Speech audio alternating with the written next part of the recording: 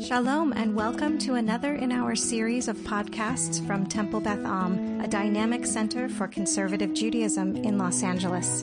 This is a recording of our weekly Exploring the Parasha class with Rabbi Rebecca Schatz and Rabbi Matt Shapiro.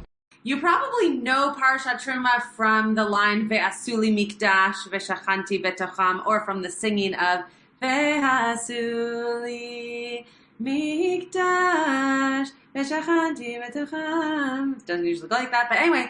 So that's that comes up in this week's Parasha, and we could have talked about that. It's a very beautiful line with lots of questions and lots of good Torah surrounding it. But Rabbi Shapiro actually chose these verses that I am now going to introduce because he's finishing up a Beit Din and then he'll be joining us. So we are going to look at a few verses that come after. Sorry, this is usually his job, so now I have to find the verses. Give me a second.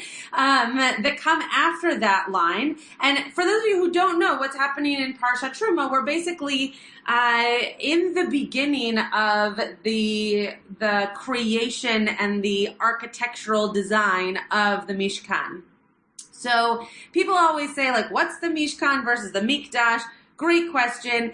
The idea is that a mikdash is more like a sanctuary and the mishkan is the thing that is being built. So within a mishkan can be a mikdash, but not vice versa. It's like rabbi math. So when they say, Ve'asuli mikdash ve'shachanti betocham, you're going to make for me a sanctuary and I'm going to dwell within it. So a mikdash can be, the sanctuary at Temple Beth Am, but the mishkan was very specific to being the tabernacle.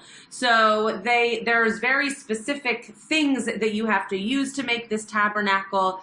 Specific colors, specific materials, dimensions, all of those things. I'll show a little bit of the Parsha here before we get to our actual verses.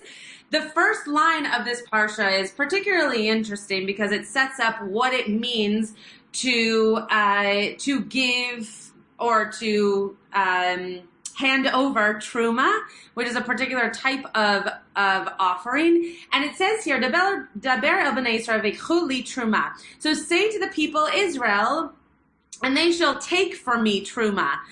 This week's Bar Mitzvah is actually giving his sermon on this particular line. What does it mean to take for me? Are the people being forced to give Terumah? Are they giving of their own heart? Because as it follows and says, Me'et kol ish asher yidvenu libo tikchu el Terumati. Et Terumati, excuse me. So every person that has kind of that connection of heart to be so moved will then take up this Terumah and give it to God. And then after this line, you see here the different colors: blue, purple, crimson yarns, fine linens, goat's hair. We get the ever so famous dolphin skins. How do you have dolphin in the middle of the desert, you might ask? Great question. Who knows? Rabbi Shapiro is about to join us, but I'm going to keep going. And then you get that very famous line, Ve'asuli mikdash ve'shachanti betocham. So it gives you kind of the immediate things to have in this mikdash, and then it says that you should build me this mishkan, and I will dwell within it. Rabbi Shapiro, would you like to continue on? We just started going over the parsha, but usually this is your job. I bet you're doing great. I am doing great, but you can take over if you'd like. Just getting sick. Man, you're putting me on the spot right away, Schatz. Jeez. I mean, it's Torah. Thank you for that clarification. I was wondering what we do in this class. I appreciate that. Hi, everybody.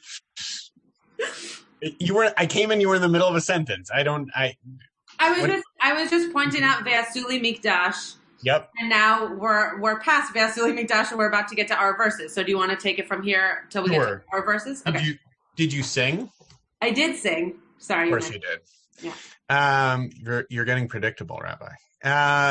So after we get that lovely idea, then we get into the details. I'd imagine Rabbi Schatz might have mentioned this already. Not the most narratively interesting parsha We get a lot of details about basically the blueprints. Now that we have this sort of governing principle for what it is, now we're going to hear all about how to do it.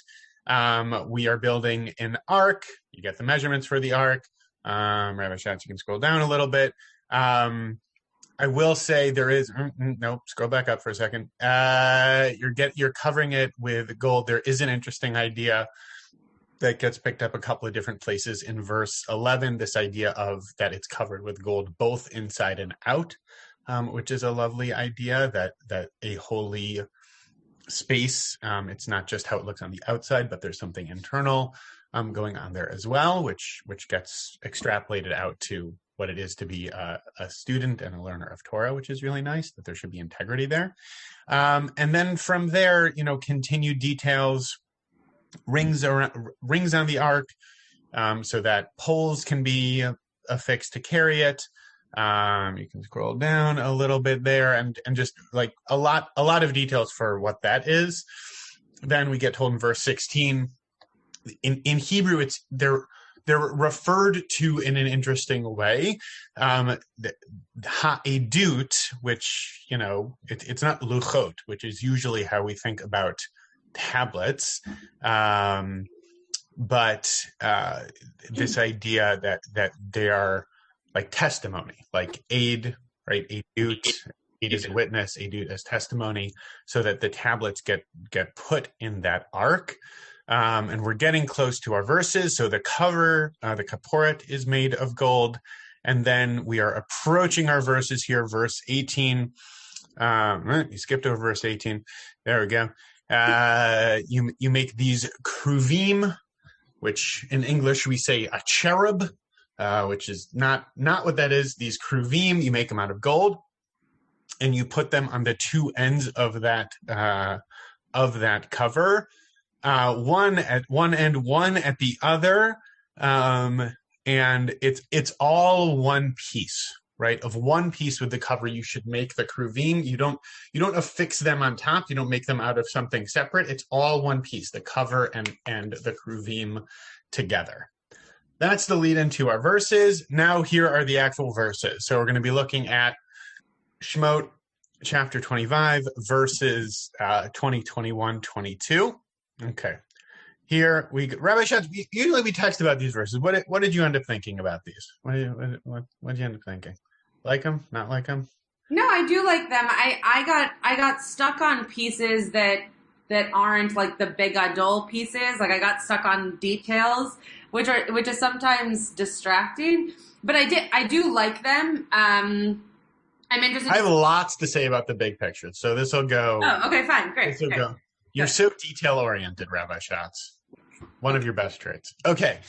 V'hayu hakruvim porshei knafayim lamala, sochechim b'kanfeihem al hakaporet upneihem ish el achiv. Okay, so I'm getting a little ahead of myself. So actually here, Rabbi Schatz, will you make me co-host? I have visual aids because I know Rabbi Schatz is a visual learner.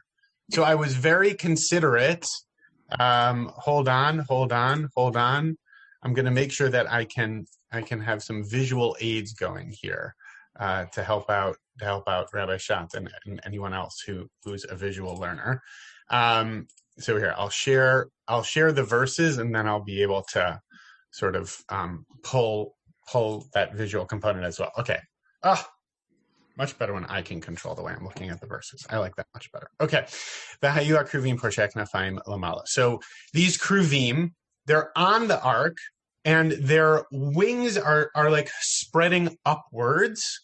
So chachim kanfeihem al kaporet, and then like covering the cover with their wings. So these kruvim, we can understand they are, whatever they are, they're creatures with wings, and they have wings spread over the ark. Ufneihem ish el echav. So their wings are spread out, and they're facing each other. Okay? And there's obviously a lot to play with here in terms of what a face is, facing each other, how we can understand that as a visual component of a spiritual experience. El kaporet yu pnei hakruvim. they're looking at each other, the faces of them, but they're also turned towards the cover. So the rabbis are going to pick up on this idea. They're both somehow facing each other, but also looking downward. So there's a lot of interesting conversation about, well, what are they actually facing? So we can get into that. Rabbi Schatz, are you going to talk about that at all? Yeah, a little, yeah. Sounds like a ringing endorsement on that one from Rabbi Schatz. I kind of brought a bunch of stuff, and I'm interested to see what you pick up on. And I have much more stuff than normal, so we'll see what I. Must be a lot of stuff. All right. V'natata et hakaporet al ha'aron milamala. You place the cover on top of the ark. V'al ha'aron titen al ha'edut asher eten elacha. This is sort of like a bit of a procedural verse. You place the cover on top of the ark after you have put inside the ark that edut, that pact, those tablets that were given. V'nodati lecha sham. I will. The translation here, not my favorite, right? Because it says, there I will meet with you, but like ladat, I will make myself known to you there. So this is God speaking to Moses, right? I'm going to make myself known to you there. V'dabarti itcha, and I'll speak with you there. I will impart to you. Not a fan of the translation of this verse at all. I will make myself known to you there, and I will speak with you. Me'al hakaporet mi bein shnei hakruvim. I love this phrase, that God makes God's self known to and speaks to Moses like from above the cover, like from between the two kruvim. Asher al ha'aron haidut, that are upon the ark with the tablets inside. Et kol asher atzve'otcha el bnei Yisrael. Everything that I'm going to command you to share with bnei Yisrael will happen like as filtered through that physical place that you have created for yourself, these kruvim on top of the ark. I'm going to hop out of the screen share. Renee, I see that you have your hand up. Rabbi Schatz, do you think it's helpful if before we get into the kushiot, I share like a visual representation or two of this, or does that kind of spoil the fun of what we're doing? I'm seeing people nod. I was going to say no, but they're saying yes. So give the people what they want. I am, if I'm known for nothing else, it's giving the people what they want. Okay, so here's one example. Now, all of these are like our best understanding of what it is, right? So I'm going to show more than one. They're also all interpretations. Correct. All of these are interpretations, visual interpretations of presumably normative rabbinic understandings of the verses in the Torah. So this is like a midrash on a midrash on a midrash, but it's abstract, right? So here's one potential idea. You can see the wings like touching but not touching, the kruvim like facing each other but also looking down. This is not particular. Interestingly, the wings are not out like it says in our verses. One of the things that I was very stuck on. Well, covering the kapor. They're facing each other, and the wings are covering. Right. So this is how I think about it. Right. Oh, Rabbi Schatz doesn't like that very much either. Okay, very good. And here's another one. Also similar, more looking at each other than down. Right. So, and also like oriented differently. You can Google at your leisure. If you look for kruvim or cherubim ark, you can see a number of different examples of this. Some look different, right? Some look different than either of these two examples. This is not a particularly podcast friendly part of the program. Podcast people, you have Google as well. You can look it up. But again, this idea that on top of the ark, there are these two winged creatures with human faces, as we understand it, facing each other with wings sort of like extending back and towards each other. And I'll pick up just on one more detail before I turn it over to Rabbi Schatz for kushiot, like the wings almost touching but not touching, right? That they're very, very close to each other, but not quite touching. And it's through like that one specific point that through which God makes God's self known to Moses and speaks to Moses, which I think is a very interesting construct, as you hear by the fact that I keep talking about it. Okay. Rabbi Schatz. Rabbi Shapiro. Your jury. What? Your jury. Oh, thank you. You have some good one-liners today. Just keep it coming. I'm coming. The reason I'm late, I don't know if you told folks. I'll say that it was a beit din. It was a lovely beit din. The candidate was so great.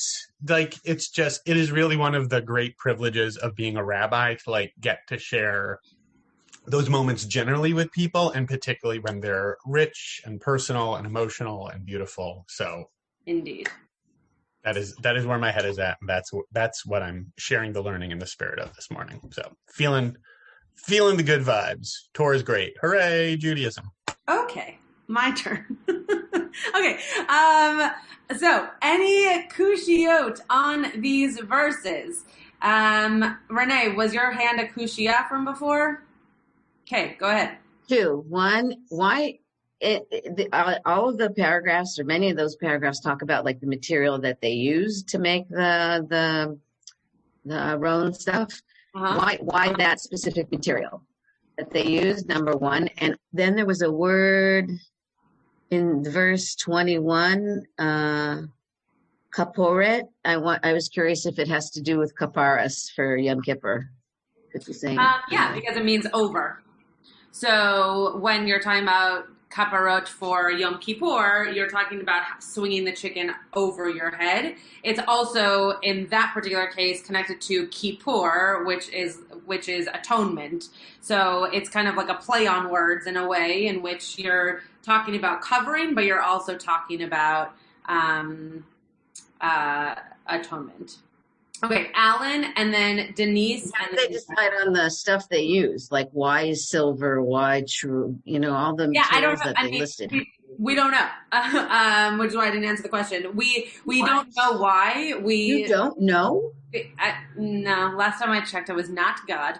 But we don't know why. We don't know why those colors. We don't know why those materials. We do assume they're valuable things, right? Gold, silver, et cetera, right? Like it's not that you have no idea, right? Well, we don't know why the certain colors. We do know that certain materials were just abundant where they were, and also based on the fact that we know that they were giving of their own jewelry and things. The gold parts do make sense, like I think Rabbi Shapiro was just mentioning. But like things like dolphin skins, as I mentioned when I was going through it before, like we have no clue. We don't know why that was A, important, or B, what that means and how it got there. But we assume that they were using that which they had and that which was around them to create this space, making it holy and making it special, but from mundane items. But that's just Rebecca Schatz. That's just what I assume. That's not, Torah Misinai. Alan, and then Denise, Joanna, Elon. Right. I was struck just by one word. They said in verse 21, where it says, Asher eten elecha, to you. Mm-hmm. Why not lecha, to you? Why is it elecha? It's kind of like maybe with you as part of the process. And I think it may tie in with that notion of the, in verse 20, when they're talking about with the wings spread out above and the canopy. It's almost like it's a reenactment, or a mini reenactment of what happened at Sinai. And, and then even the canopy can be, I'm sure the Midrash may go into this, would be my guess. This would be like the chuppah and how you get married and how that takes place. And this is a representation of what's going on there. But, we get many moments, the Midrash and also just commentaries end up going into a lot of chuppah analogies and sukkah analogies, because based on the number of handbreadth, the dimensions, that was the word I was looking for, of a sukkah are the same as the dimensions for where the kruvim are at the top. So we start to talk about schach and how you build a sukkah, and then also the idea of a chuppah and how a bride and groom look at one another under the chuppah, like the kruvim do on the top of the Mishkan. The Elecha piece is very interesting. I hadn't picked up on that. So I will leave it as a kushia, and maybe some of the commentaries that Rabbi Shapiro and I are bringing will speak to it, but I hadn't noticed it, so I can't say for sure. Lecha usually means like for you, and Elecha is like towards you almost, so maybe that has something to do with it. I don't know. It's a really, really interesting point that I had not picked up on. Denise. So my question kind of it brings it like it's like a whole bunch of different thoughts sort of converged into one. Yeah. So when we were talking about the kruvim and doing the visuals, I was like, wait, but these visuals are not what the verses describe, because they don't have their wings stretched out. And like, I pictured almost like when you see pictures of an owl or something where they have this huge wingspan and you see all the beautiful feathers. And these gold images are not that. Then I thought, oh my gosh, but that's very similar to Egyptian iconography, where there's a bird and these gigantic outstretched wings. Yeah. And also Assyrians have all kinds of creatures with wings.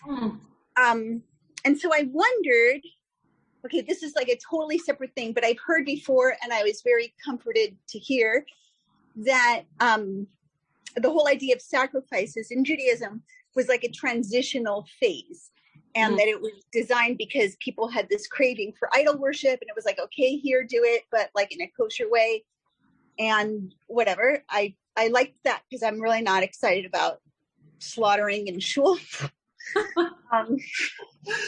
So I just wondered if anybody has written or researched about that.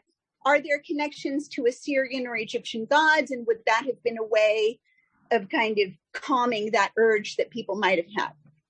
That's fascinating. I have not looked into it. This would be the kind of thing that Rabbi Shapiro would look into, so maybe he has, but I don't know. I just feel like this is like one of these Assyrian iconography. You think Matt Shapiro? You think Assyrian iconography? You would like read an article about this. Like that is not something that I would ever think to look into. But it does make sense, right? Because they are. This is why I would have said no to showing the item before we do the kushiyot, because I do think what you're pointing out is interesting, that when we look at the words, it doesn't necessarily translate to what the image looks like. But the imagery that you're pointing out, historically, it's possible that because they were surrounded by that kind of visual before they created their own, they were just creating based off of what they knew. So, a kid growing up in Los Angeles, when asked to draw the four seasons, never draws snow because they don't know snow. So, right, like that. So it's possible that's they don't even know what seasons are. But that might be part of what you're picking up on. It's just a hypothesis, but it's possible. It's very possible. Joanna, and then Elon, and then Rebecca, and then Jay. Whew. It sort of caught my eye in the little show and tell that we just had that the word kruvim happens to be masculine, I believe, but the images of the kruvim that you showed, Rabbi Shapiro, seemed at least to me to be very sort of feminine images. They looked, their bodies and their faces looked feminine to me. And that got me also thinking about a phrase that appears in our liturgy in El Malei Rachamim and elsewhere, where we say Tachat Kanfei Hashchina. Yeah. Right? Somehow the feminine essence of God appears under the wings. And apparently God's presence appears under these wings in some way, shape, or form. Beautiful. Beautiful. That was a piece that I also got very stuck on, was the Kanfei HaShechina, or the idea of Sukkot Shlomecha, right? Like having some kind of like canopy that brings into it something else like Shalom. Yeah, beautiful. I think that when the rabbis talk about the kruvim, they say that they looked like children. That doesn't exactly speak to them looking like females, but that they had faces like children. And so It's possible that the imagery of these kruvim were a little bit more either effeminate or somehow softer than what we would expect. Yeah, I love that idea, and I have no idea. I feel like that's my go-to today. I don't know. Sure, it sounds great. Elon. So is there any commentary as to why the specificity of instructions, not only as it applies to the cherubim, but just in general? It's got to be X cubits, it's got to be this, that, and the other thing.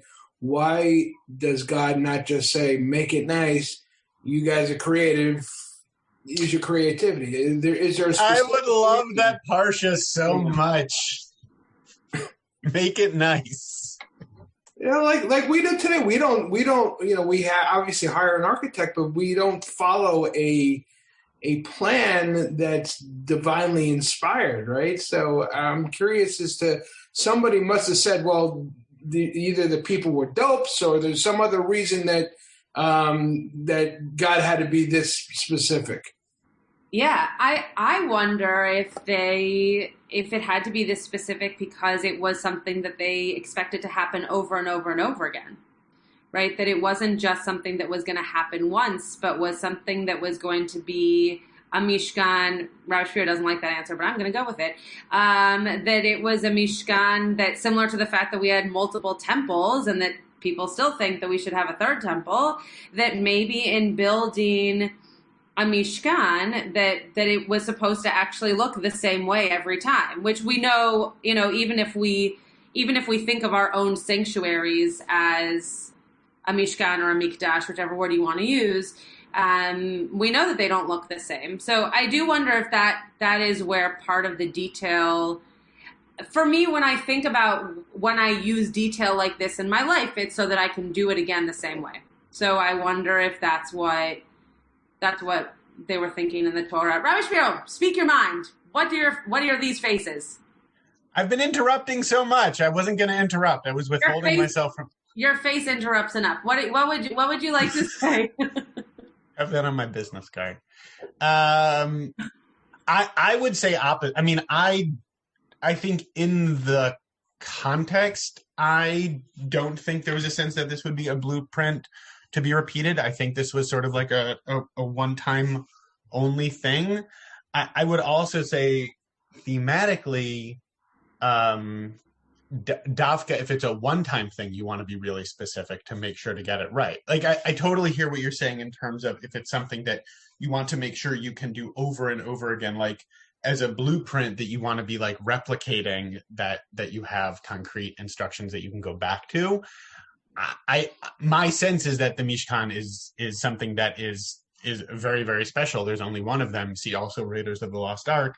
And I would say that if you know you're going to make something very, very special, like think about like a really nice engagement ring, right? You're going to give very, very specific instructions to the jeweler for exactly what you want it to look like. A, because you have a clear vision for it. B, because you want it to be very special, so that it's just a one-of-a-kind thing. So I went, but my brain was going in exactly the opposite direction. I guess but the way that Elon asked the question, I guess, is what made me think that then why wouldn't you just say we made it really nice, right? We made it something special. It had these 5 things that made it really special, but you don't necessarily need to know what the rest of it looked like because it was special and unique to its own appearance. Like for me, the idea of the Torah is that then you take what's in the Torah and you either pass it on or you use it another time. And so if there's such detailed elements to this Mishkan, to me, that seems to imply that if there was going to be another one, that you would do it this way. Okay. He doesn't have anything to say, so I'm obviously right. Rebecca, your turn. Nope.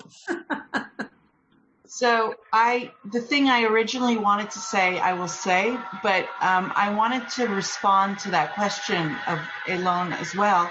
And I don't know if this is this is just based on what I was thinking, not on any research, but I'm wondering if the specificity is somewhat similar to other things that are kind of specific in their way of making this Mishkan look different from whatever's happening around them. So I don't have any information about what other temples looked like at that time, but I'm wondering if some of these instructions were specifically to make the Jews look different. Yeah. So that might be something there. Yeah. The thing that sort of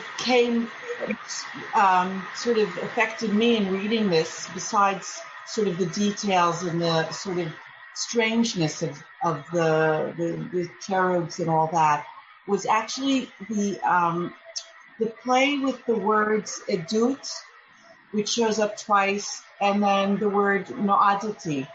And it confuses me a little bit because I feel like they are coming from the same root, but clearly noadati, when I think of how I understand it, it is where I will, at certain times, at Moadim or so, meet with you. But then in the edut, it's sort of the witness to the evidence to the fact. But I am wondering, and so I guess that's my question is there a link between the use of these two words coming from the same root, but sort of meaning two different, what do they mean here? Yeah. Basically. Can I retract? So I'll retract my bad Hebrew to amplify Rebecca's question. I was reading Nodati as Lada'at, but I went, so I reversed them for a second. Rebecca, I think your question is spot on in terms of like the point still remains. Like I would still say I don't like that translation in verse 22 of there I will meet with you. But to your point, exactly this idea of witnessing and the pacts of the witnessing, right? Like that what happened at Sinai was that experience of Rabbi Schatz is highlighting it very nicely with her cursor. Thank you. And now, nope. There you go. No definitions found. Very good. But yeah, I think you're spot on. There you go. I'll read it out. Yud Ayin Dalid, to fix, appoint, assemble, meet, set, betroth, which is very interesting. To meet by appointment, to gather, to assemble. It's like a moed, right? Like a holiday, like if you a moed, which we now like use the word time, full moed, which is confusing. But moed was a meeting for that holiday, right? It was a time to meet. Some of what you picked up on, Rebecca, is part of what interested me about where God is in this verse also, like above, inside. If it's the Aron ha'edut, like why wouldn't God be with that as opposed to above it? Aren't those God's words? So why wouldn't God just be? So I think it'll come up again, but it's a beautiful way of connecting them. And again, every word is chosen for a reason in the Torah. So the fact that they use those two words as opposed to like, I don't know, the root that comes from pagash, like to meet up, right? That would have been a whole different potential meeting. Okay, Jay, and then Joanna, if it's quick, we'll go to you. If not, just type it in the chat, and then we'll go to the sources. Okay, what I was going to say, a few people took a little of the idea, but I'll share. In verse 21, the first thing that comes to my head when I hear the faces of the cherubim being turned toward the cover and toward each other is the idea that we're trying to build a community here. For all this time, we've been slaves, and we're now building a community. And I think that's why God decided everything needed to be in a certain listed way. Because when we're building a community, you need to have certain things in there to have the community work. I think of it a lot. I say this to my B'nai Mitzvah students. I'm a B'nai Mitzvah. I teach Hebrew 3rd through 7th grade a little bit. And I always tell the B'nai Mitzvah students, it's a process, and you have to follow the process in order to get there. And it's the same thing with the building of the Mishkan. We had to get all all the fun stuff for it. I always crack up when I think, okay, they asked for dolphin skins and we were in the desert. Right. But this whole idea of us, I think the whole idea is just that we're building a community here. And it's a way of working it so that we can all be together and building this community. And that's what we all are doing right now in a lot of ways. Yeah. We're building a community via Zoom. And looks like I anticipated what Rabbi Shapiro was going to say. Well, then, there you go. Great segue. Rabbi Shapiro, take it over. And I thought Joanna had something. She put in the chat. I'll respond to that. You continue. All right. I mean, I'll just read out what I typed in response to Elon. I mean, Elon, it's a great question in terms of the specificity of the instructions. Just this idea that in terms of going back into the narrative context a little bit, this idea that Bnei Israel are still they're still fresh out of slavery, right? And so I think they are used to concrete, specific instructions in terms of what to do. And going back a little bit to what Denise was saying in terms of sacrifices themselves being like something along the way that we are no longer there and we're now here in a different time. And yes, Elon, I know that's an argument for why you shouldn't do Musaf.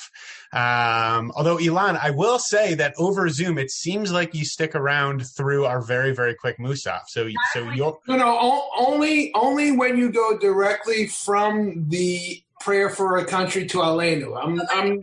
I'm good with Aleinu. That's fine. But I'm not particularly, like I said, if we actually bring back the slaughtering of goats, I'm in. I'll stay.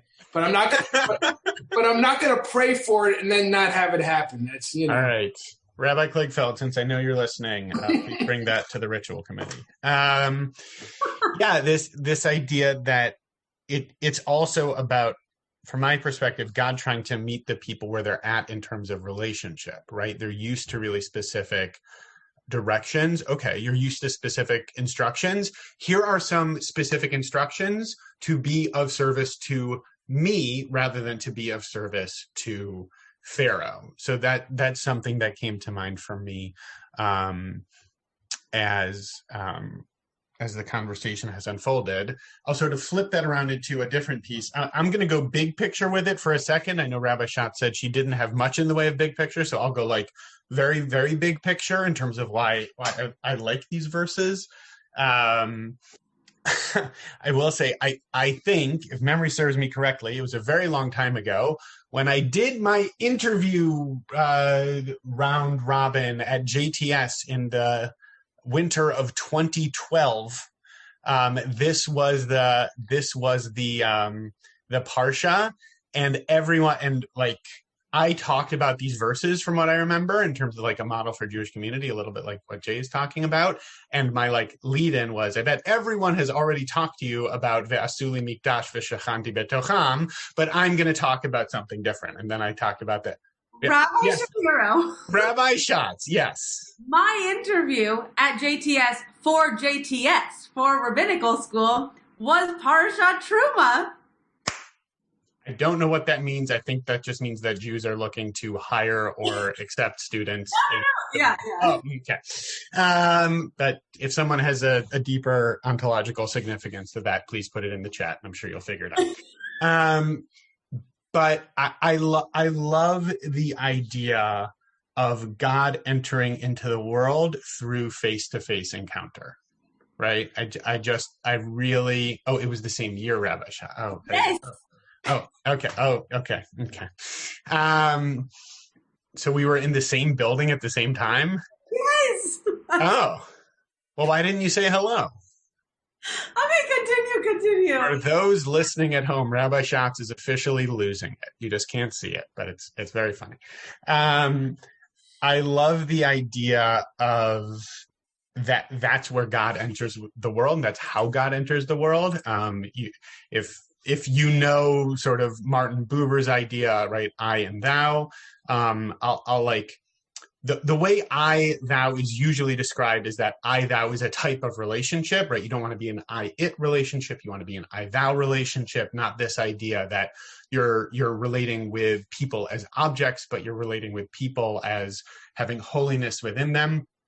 That's kind of what Buber is saying, but if you read it a little more carefully, Buber is actually talking about I it and I thou as stances through which you like experience the world.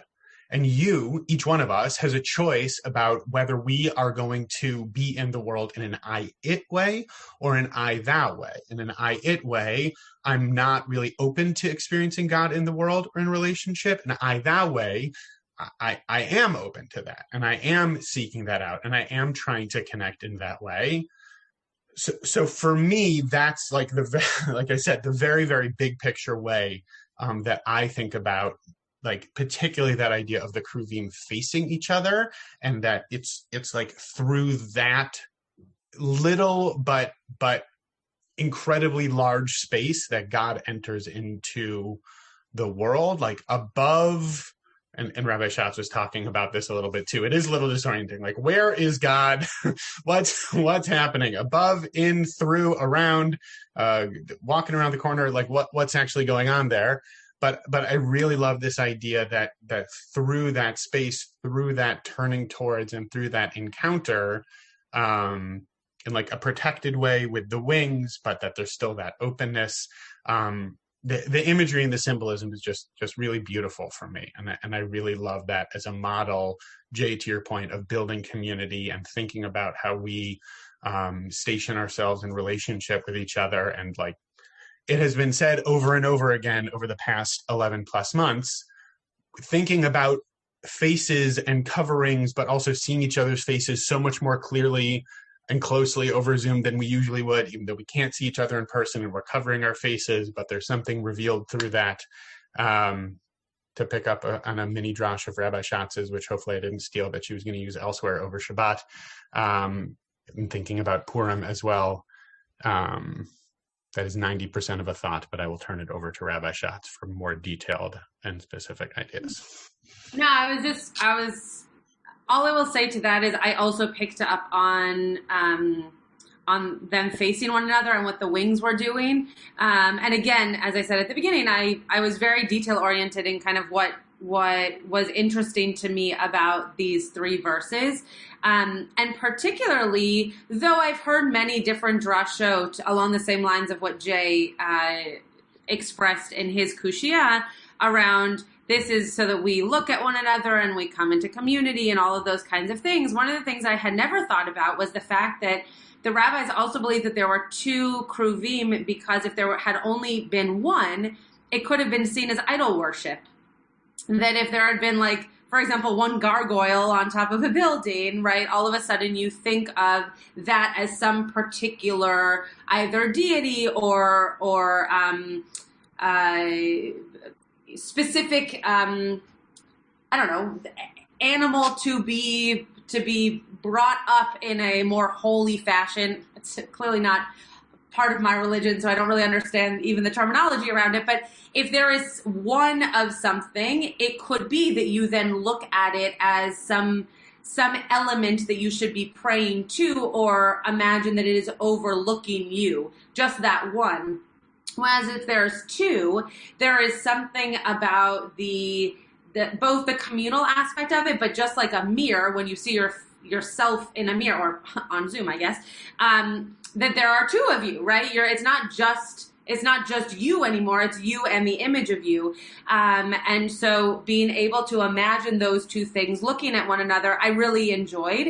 And I never thought about it before. And Chizkuni says it really beautifully. He says they are to face one another. These details all prove that these cherubs were not intended to be deities to be worshipped, else they would have faced their onlookers so that these could prostrate themselves in front of them. How is this proof? Supposing there had only been one cherub on the lid of the holy ark, or if the face of one of them had been turned toward the people, one could have perhaps understood the symbolism as meaning that their purpose was to inspire awe of them in their onlookers. So anyway, I thought that was fascinating. And then the wings piece, I had never really focused on the fact that they had a specific direction that they were in, that they were kind of brought upwards, which is why when Rabbi Shapiro showed the first image, I was like, but they're not up. But they are up. They swoop. Yeah. They swoop and cover. They swoop and cover. Swoop and cover. Great. But what our commentators point out is that having them above their heads was actually a sense of modesty and humility, which I wouldn't necessarily think of. Like usually humble, I think of as a little bit more kind of encased as opposed to bigger and above. But that they were, if the head was above their wings, that somehow that would show some kind of royalty or really like hot-headedness, right? Like the idea that they were bigger and better than, but to have their wings above it almost actually does kind of bring them in a little bit closer. So anyway, I just wanted to point those two things out that I found fascinating in how we visualize these two people. Did you want to bring another big thought and I'll bring another little thought? There are no little parts, only little rabbis. I don't know. Good one. I mean, we can. I don't see any hands. I'm curious what folks are thinking. Nancy and Renee. Yeah, okay, good. Nancy. Just a thought. I find it really interesting that the imagery that you showed and some of this idea of what the Kruvim might have looked like is all very benign, maybe, or loving, even maybe, or softer. Whereas their job is to guard this. Mm-hmm. I just think that's an interesting juxtaposition about what people are thinking they look like versus, what when you would say to me, well, the job is to guard, I would think of something a little scarier or stronger. Yeah, it is interesting that something that even in the depictions of it and the art that Rabbi Shapiro showed, right, they're not particularly soft, and yet that seems to be how we're supposed to imagine them, even as you just said. They have much bigger, much kind of stronger roles than that. Yeah, very interesting. You call on someone else, Rabbi Shapiro, but I don't remember who. Joanna's hand is up. Oh, Joanna. As we started talking about the Kruvim as guards, my mind all of a sudden jumped to Breshit. What are the relationship, if any, between these Kruvim and the Kruvim that were put just outside the Garden of Eden once Adam and Chava were kicked out? That's a great question. Looks like Rabbi Schatz is frantically Googling, so I'll let her do. No, I'm not. I'm looking at your faces, in fact. Yeah. No, it's a great question. I'll say don't know. I'll pick up on Rabbi Schatz's theme of the day. I think it's a great connection. I'll add in a different linguistic piece, which is if you look at the verb in verse 20 of sochachim b'kanfehem, that they're covering with their wings. It's an unusual verb in the Torah. It doesn't show up all that often. I'm going to bring this back to the Gan Eden piece in a second. It doesn't show up all that often. It's usually used in the context of the Mishkan and only that. The only other place it shows up as a verb is that it describes what God does to Moshe when God passes by Moshe on the mountain. That God is socheach Moshe with to prevent Moses from danger.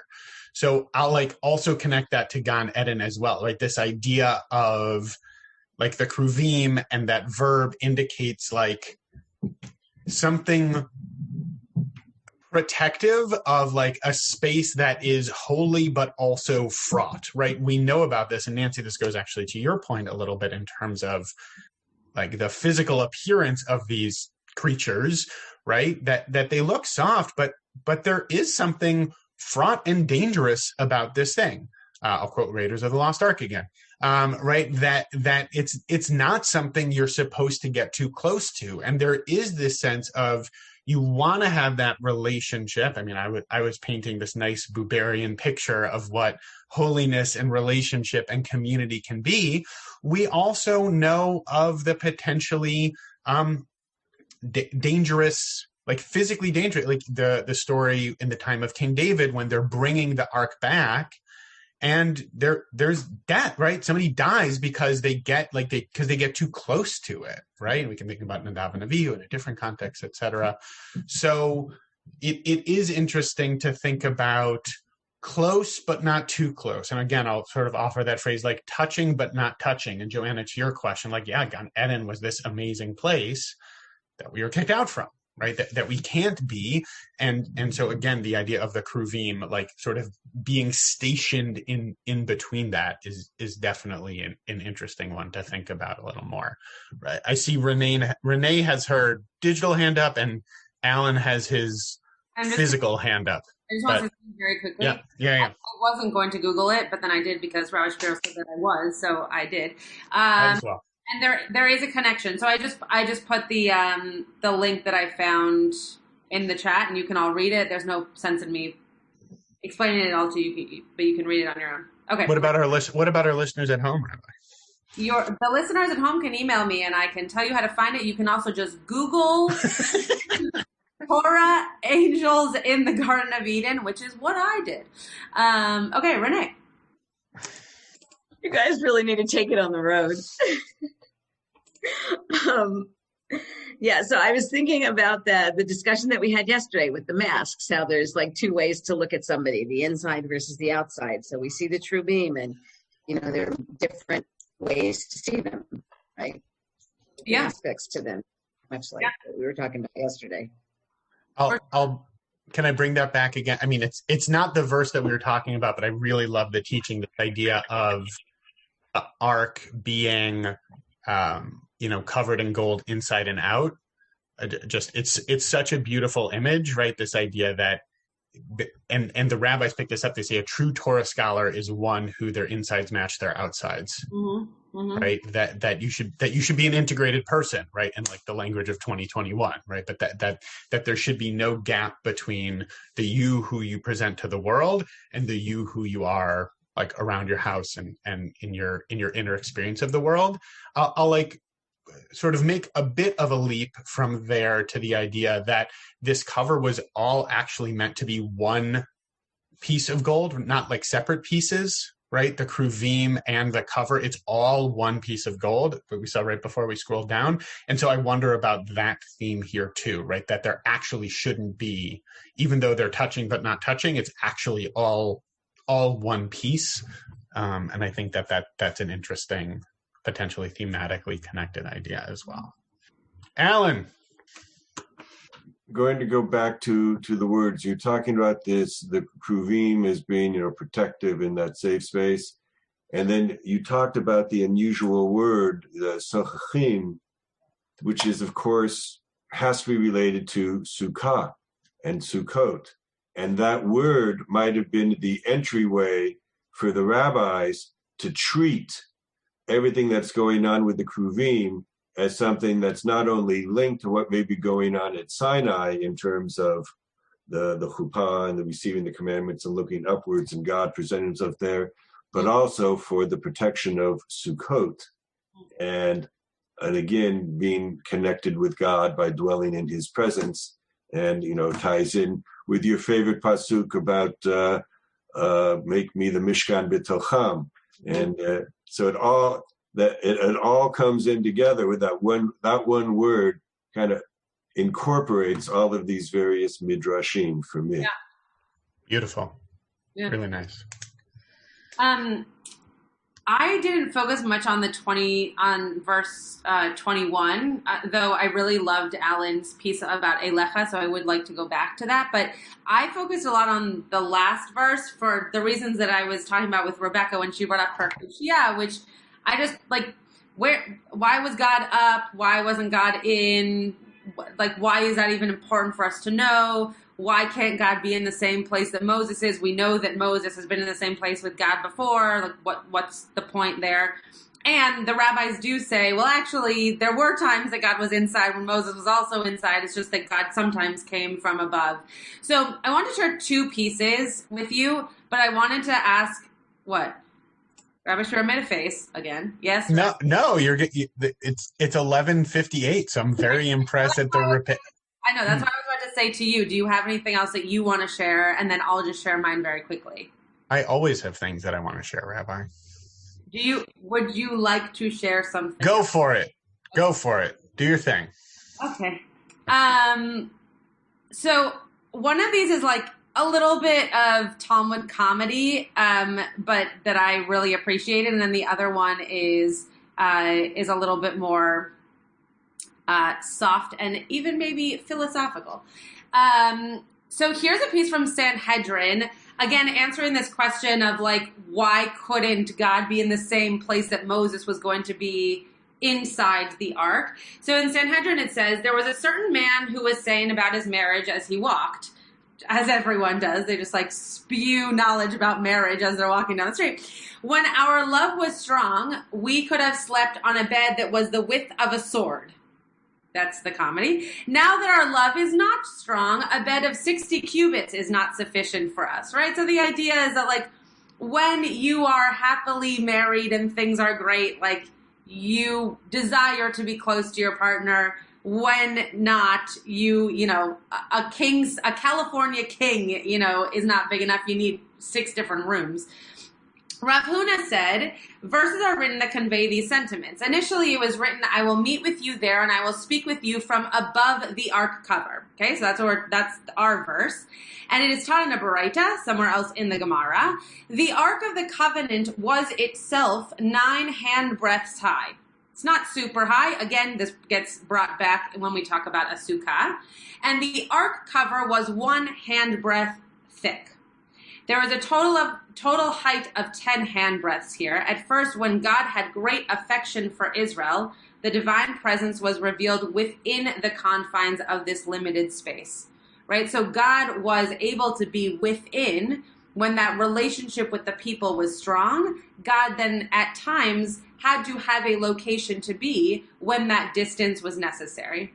I thought that was a very interesting way of thinking about God just the way that we think about our own relationships.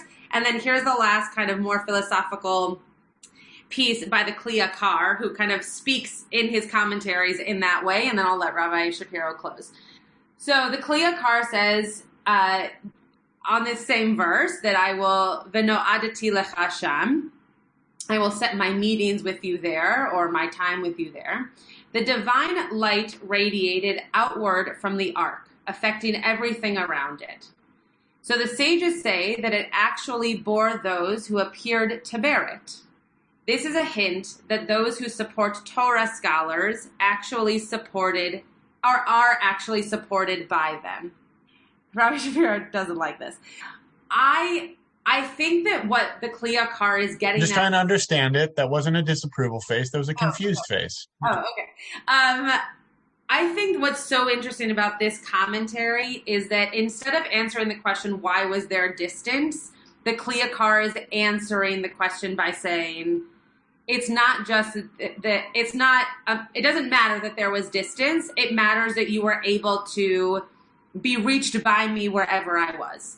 So if this divine light is coming out from the ark, it doesn't matter if I'm above or inside or to the side or behind or in front of.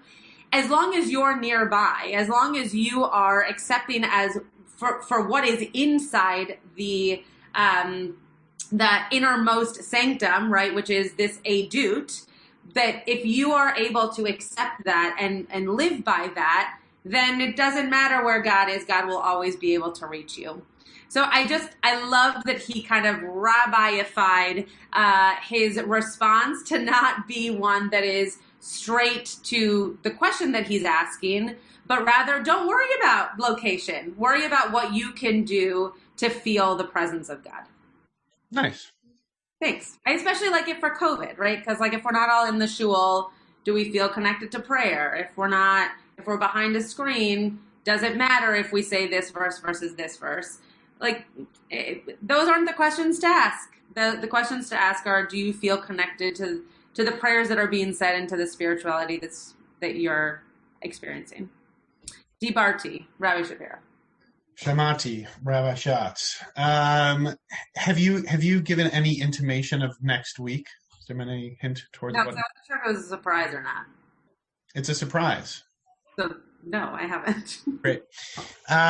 So I'll give one thing and then half a thing and then one thing. The one thing is, so you think that this isn't just Shapiro riffing on Buber because he likes the philosophy mumbo jumbo. The Malbim makes the comment, he riffed off the idea that just as there are two kruvim and riffing on the idea of the tablets being placed in the ark, I think he talks about how this is an idea that you'll see all over rabbinic literature, that half of Aseret HaDibrot are about mitzvot ben adam l'makom, right, between a person and God, and half of them are between adam le'achav, like a person and his fellow. And so he riffs on this idea of like the two and the tablets and the ark, etc. And he says that that a person can't fulfill the mitzvot between a person and God, except for also when doing so between a person and their fellow.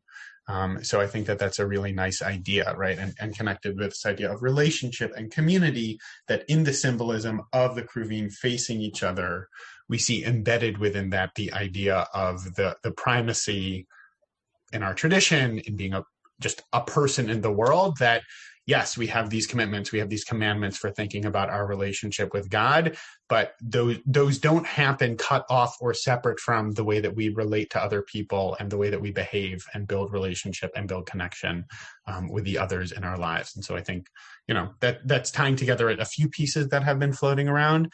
And I'll just sort of offer that as like a closing thought, particularly as we think about masks and faces and relationship and closeness. I'm just holding up once more this idea of how important it is to be building those relationships and to be interacting with others in holy and meaningful ways. Speaking of faces that may or may not be covered, folks, Purim is in 1 week. And if you think that Rabbi Schatz and I did not take notice of Karen is holding up something. Passover series. Yes, but Purim's first. Purim's in 1 week. And if you thought that Rabbi Schatz and I would let the fact that we have a class on Purim without getting to do something special to mark that, you clearly don't know us very well, or at least you don't know me very well. Rabbi Schatz was like, why not? And I was like, no, we need to do something. So I'm going to say nothing else except that next week we have class on Purim. And oh boy, next week we have class on Purim. So it's going to be fun. Looking forward to it. But until then, Shabbat Shalom. Until then, have no fun, is what Rabbi Shapiro. No, until then. It's like an until then. Like, until next time, we'll see you soon. I hope you have lots of fun between now and then, especially on Thursday night. You have been listening to another in our series of podcasts from Temple Beth Am, a dynamic center for conservative Judaism in Los Angeles. If you enjoy these podcasts, we invite you to write a review on the Apple Podcast site or wherever you get your podcasts. For more information about Temple Beth Am Los Angeles, go to tbala.org.